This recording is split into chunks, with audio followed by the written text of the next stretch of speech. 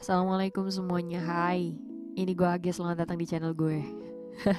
Apa kabar semuanya, semoga baik-baik aja. Em, gue seneng dengan konten ini, gue pribadi gak tahu ya. Walaupun gak terlalu banyak mungkin yang berminat mendengarkan ini atau melihat ini, gue sih bodo amat. Yang pasti gue lebih suka mengerjakan apa yang gue suka tanpa gue harus berpikir apakah ini bakal naik, apakah ini bakal banyak yang lihat atau banyak yang nonton atau banyak yang dengerin. Yang pasti gue berharap siapapun yang mendengarkan ini jadi punya sudut pandang baru, jadi punya uh, cara pandang, cara pikir yang lebih apa ya, yang lebih kritis. Jadi nggak cuman terjebak di dunia digital yang seperti sekarang, yang semakin sempit menurut gue, yang pada akhirnya mematok segala sesuatu itu dengan standar-standar yang menurut gue itu standarnya uh, gimana ya, gue juga bingung mau ngejelasinnya kayak apaan. Tapi emang pasti ada beberapa standar-standar yang akhirnya membentuk beberapa orang akhirnya ngerasa harus banget melakukan itu, harus banget begitu, dan gak menjadi dirinya sendiri gitu. Standar apa yang gue maksud di sini? Ya macam-macam ya. Kadang-kadang ada orang yang bikin standar kecantikan ya, utamanya di Indonesia itu yang udah paling populer banget. Kayak rambut harus panjang, kulit harus putih, maka itulah yang akan dibilang cantik. Kemudian ada istilah apalah itulah ya, banyak lah pokoknya standar-standar yang pada akhirnya dibuat sehingga membuat orang tuh berpikir bahwa kalau pengen cantik harus demikian. Akhirnya dia nggak jadi dirinya sendiri, terus dia rubah dirinya, dia nggak pede sama dirinya sendiri, dan terjadilah ini dan itu nggak sehat sih menurut gue.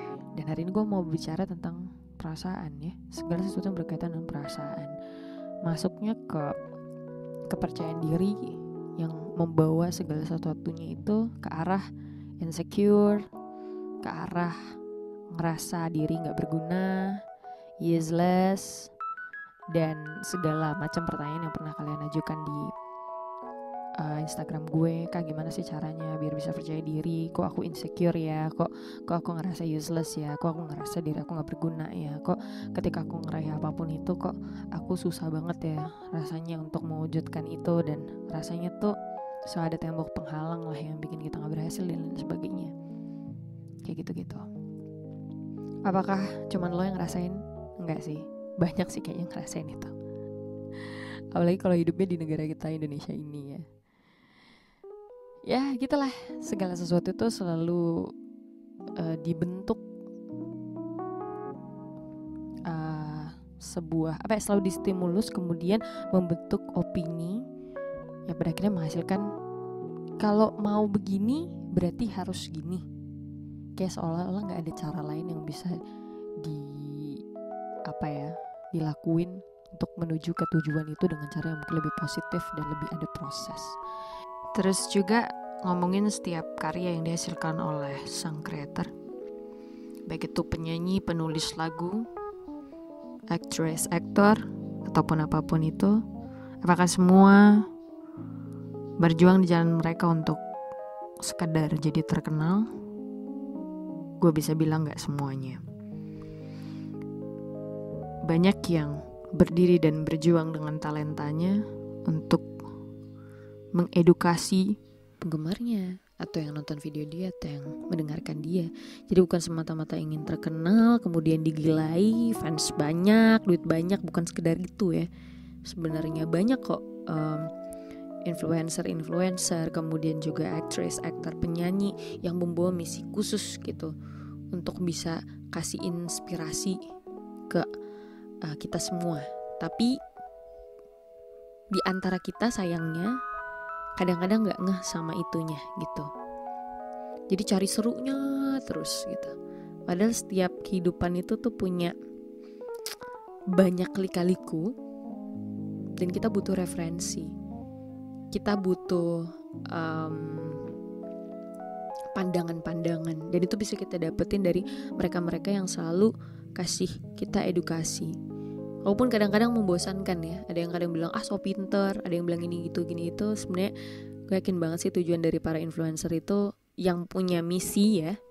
Yang maksudnya dia kadang-kadang misinya ada buat kesehatan. Berarti influencer yang bergerak di bidang pola hidup sehat, kasih cara diet yang bagus gitu-gitu. Atau mungkin ada yang influencer atau aktris kita, selebriti kita yang edukasinya lewat misalnya tentang hal-hal yang berkaitan dengan kemanusiaan dan lain sebagainya. Kadang-kadang kurang diminati karena kurang seru gitu. Tapi sebenarnya kita butuhnya itu untuk bisa lebih kritis gitu. Jadi kalau kita ada konten apapun, ada apapun itu gak langsung dilihat kayak ini yang lagi ini terkenal atau apa. Lebih dianalisa, kenapa sih dia bisa terkenal, kenapa sih dia bisa diperbincangkan. Ngelihatnya lebih ke sana. Jadi udah bukan lagi ngelihat hal-hal yang simple gitu. Jadi ketika kalian punya komentar pun, komentarnya tuh guna buat satu sama lain gitu. Dan ketika kalian mengomentari segala sesuatu juga jadinya positif, gak selalu melihat yang negatifnya gitu. Balik lagi ke perasaan-perasaan insecure yang diakibatkan dari ketidakpercayaan diri seseorang. Gue pernah sih merasakan itu ketika gue berada di dalam satu kolam di mana gue tergabung dari orang yang tolak ukurnya tuh gini, upload sesuatu di Instagram, like-nya gak sesuai harapan gue mikirin banget kenapa ya orang-orang. Dan ketika gue lihat beberapa video yang sifatnya motivasi ya jangan sampai kayak gitu. Jangan sampai kita bergantung pada sosial media, karena sosial media itu kan gak nyata ya, semu. Walaupun segala sesuatunya itu ada di sana, tapi sebenarnya kita tetap harus berpikir bahwa itu gak nyata gitu loh. Jadi gak bisa kita tolak ukur kesenangan dan kebahagiaan kita tuh lewat penilaian orang di sosmed gitu. Dan makin kesini gue makin santai berkarya, gue makin lepas gitu, kayak makin gak ada beban gitu. Karena bodo amat sama hasilnya, yang penting gue udah mengusahakan untuk apa yang gue bisa sampaikan ke orang itu bisa sampai. Itu aja. Jadi insecure yang udah gak penting itu sebenarnya perlahan-lahan hilang gitu.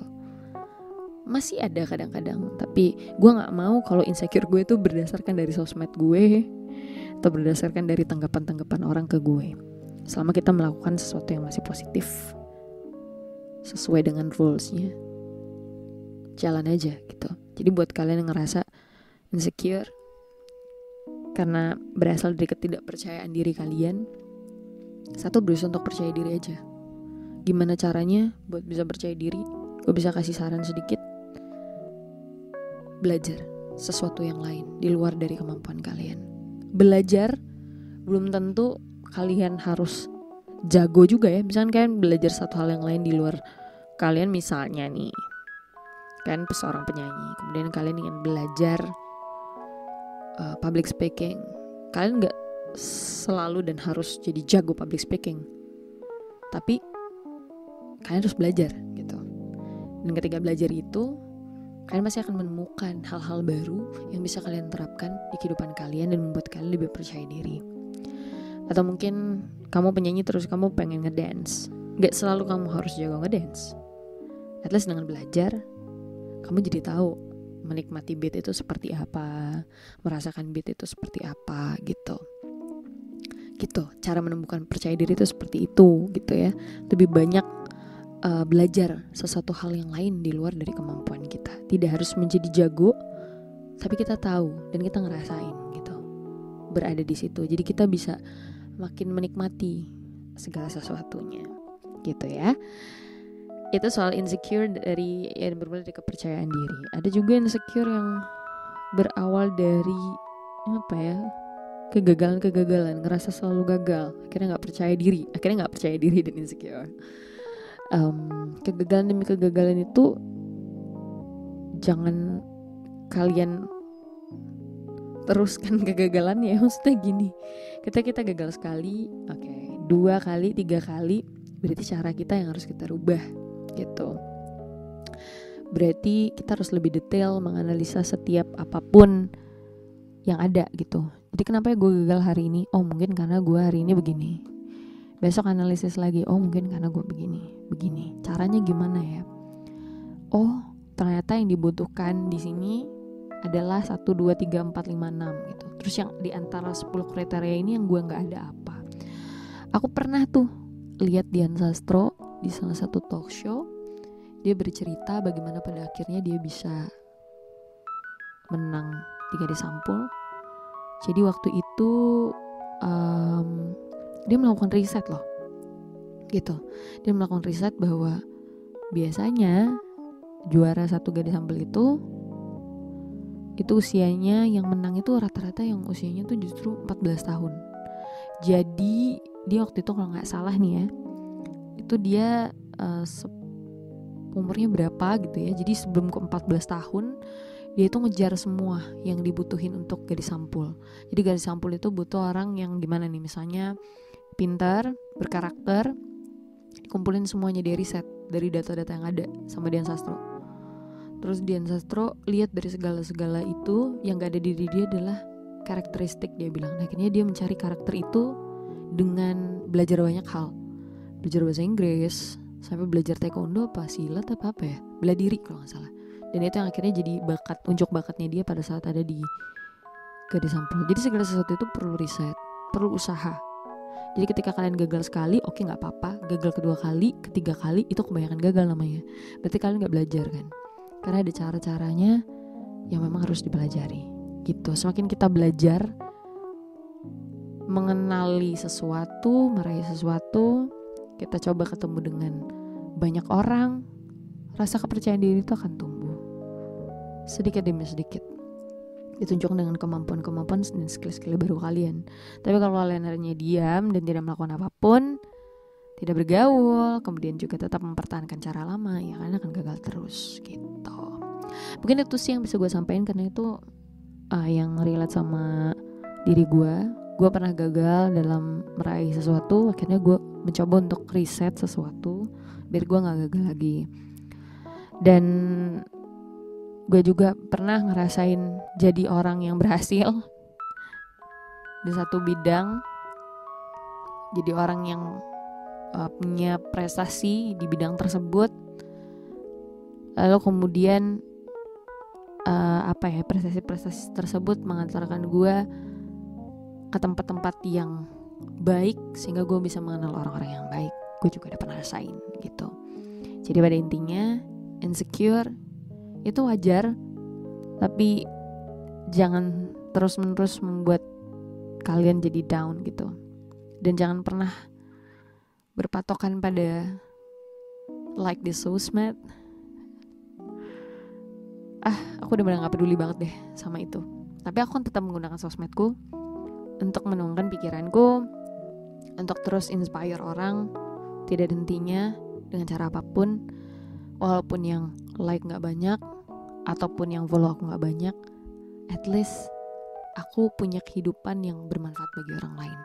Tujuannya adalah membuat manfaat bagi orang lain, menjadikan diri ini bermanfaat buat orang lain gitu. Dan gue bisa dapetin manfaat yang baik juga dari orang-orang yang gue jadikan influence gue gitu. Oke, ngalor ngidulnya segini dulu. Kali ini gak terlalu panjang ya, kayak biasanya gue sampai 20 menit. Gue akan berusaha untuk lebih rajin lagi dalam membuat konten, untuk membuat gue lebih luas lagi, lebih lancar lagi dalam berbicara, menyapa kalian semua juga. Terima kasih pokoknya buat kalian semuanya. Terima kasih juga yang udah subscribe, like and share video ataupun apapun itu yang ada di channel ini. Pokoknya kalian sehat-sehat, kalian harus tetap semangat, jangan pernah menyerah. Sampai ketemu lagi di ngalor ngidul berikutnya. Dadah. Assalamualaikum.